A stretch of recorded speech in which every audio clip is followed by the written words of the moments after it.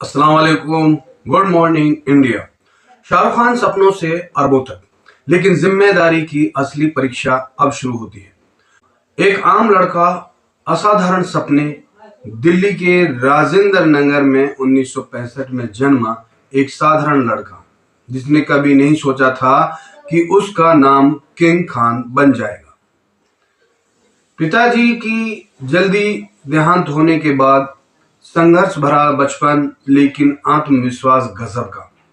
Hansraj college और जामिया मिलिया इस्लामिया से पढ़ाई के बाद टीवी सीरियल, फौजी और सर्कस से एक छोटी सी शुरुआत। 1991 में जब वो मुंबई पहुंचे तो जेब में पैसे नहीं, सिर्फ सपने थे। आज वही व्यक्ति भारत का सबसे अमीर अभिनेता और दुनिया के बिलियंस डॉलर स्टार बन चुके हैं। सफलता का सफर पर्दे से परे एक साम्राज्य है। शाहरुख खान सिर्फ एक अभिनेता नहीं, बल्कि एक बिजनेस विजनरी है। उनकी production company red chilli entertainment Bharat की सबसे बड़ी फिल्म वीएफएक्स कंपनी है। कोलकाता नाइट राइडर्स केकेआर सिर्फ एक आईपीएल टीम नहीं, बल्कि एक स्पोर्ट्स ब्रांड है जिसकी वैल्यू 700 करोड़ से ज्यादा है। उनके पास मुंबई, दुबई, लंदन और लॉस एंजिलिस में आलीशान प्रॉपर्टीज है। सिर्फ मन्नत की कीमत ही लगभग 200 करोड़ है। 2025 में हुरन इंडिया रिच लिस्ट के मुताबिक शाहरुख खान की कुल संपत्ति 12,490 करोड़ यानी 1.4 बिलियन है।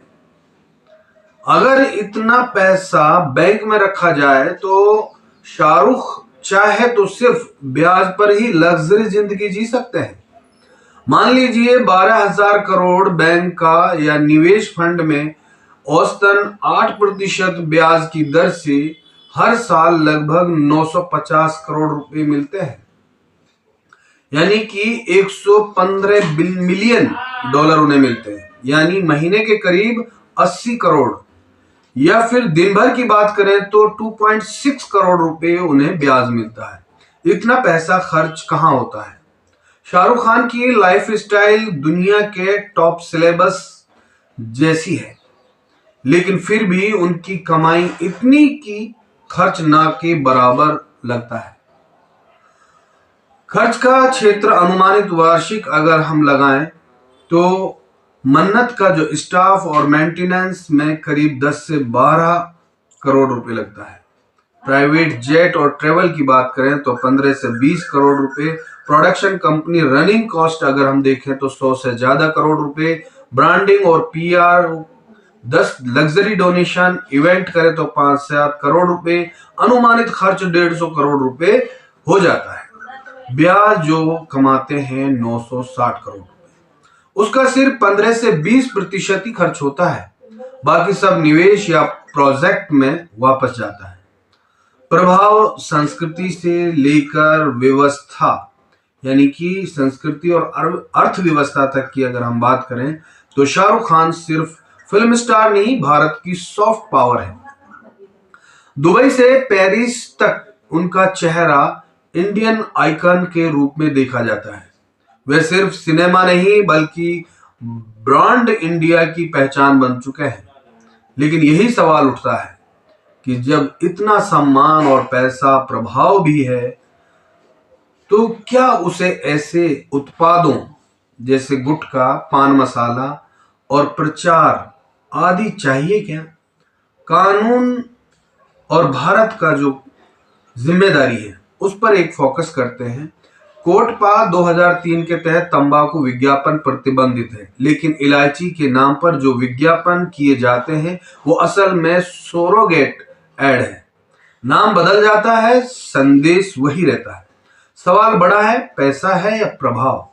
अब जब शाहरुख खान अरबपति हैं तो क्या उन्हें गुटखा ब्रांड के कुछ करोड़ों की जरूरत पड़ रही है?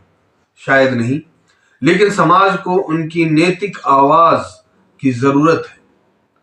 जो व्यक्ति करोड़ों सपनों को दिशा देता है उसे करोड़ों की जिम्मेदारी भी उठानी चाहिए।